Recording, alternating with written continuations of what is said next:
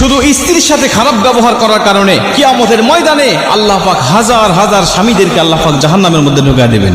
কিয়ামতের মাঠে যদিও তাদের অনেক আমল ছিল, নামাজ ছিল, রোজা ছিল, তাদের আমল নামে হজ ছিল, যাকাতের মতো সওয়াবও তাদের আমল নামে ছিল, কিন্তু স্ত্রীর হক না আদায় করার কারণে, স্ত্রীর সাথে খারাপ ব্যবহার করার কারণে আমার আল্লাহ পাক কিয়ামতের মাঠে তাদের ঠিকানা করে দিবে জাহান্নাম। আল্লাহ পাক ওই সমস্ত স্ত্রীগুলোকে ডাক দিবেন, ডাক দিয়ে বলবেন, বলো তোমার স্বামীর সম্বন্ধে তোমার কোনো অভিযোগ আছে? স্ত্রী ডাক দিয়ে বলবে, ইয়া আল্লাহ, হ্যাঁ, আমার স্বামী আমার হকগুলো আদায় করে নাই, আমার স্বামী আমার হক আদায় করে নাই, সে আমার উপরে জুলুম করেছে, নির্যাতন করেছে, সে আমার হকগুলো আদায় করে নাই। আমার আল্লাহ বলবে, তুমি কি তাকে ক্ষমা করবে? স্ত্রী যদি বলে, আল্লাহ আমি তাকে ক্ষমা করে দিলাম, আমার আল্লাহ বলবে, যাও তোমরা দুজনেই জান্নাতি।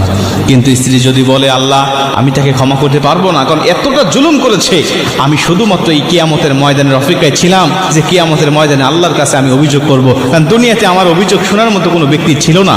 আল্লাহ আজকে আমি আপনার কাছে তার বিরুদ্ধে অভিযোগ করছি, সে আমার উপরে জুলুম করেছে, আল্লাহ আপনি তাকে উপযুক্ত শাস্তি দিয়ে দেন।